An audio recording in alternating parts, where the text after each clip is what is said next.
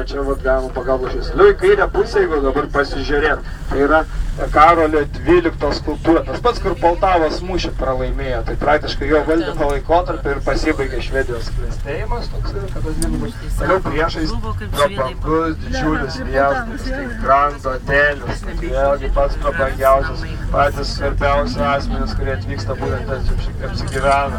Toliau už jo iš karto kairėje pusėje yra nacionalinis muziejus. Jau, toliau vat karalių rūmai, vat irgi matosi, mes labai pravažiuojame. Prie karalių rūmų, kas įdomu, kad būti karališkoji sargyba, tai vėlgi pati sargyba, tos uniformos, kokias mes matome, jau pati sargyba įkurta, kada vėlgi atsikūrė pati Švedijos karalystė.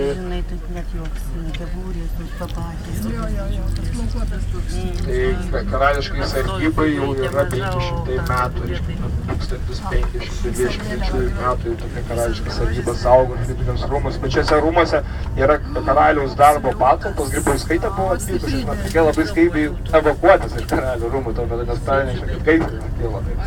Tai toliau vėlgi yra ir muziejai įsikūrė. Ir toliau atvažiuojam dabar dešinėje pusė parlamentas, 1905 metais yra Stasas pastatytas. Vingi pastatai, vat, jeigu taip pasižiūrėt, tai karalių rūmai.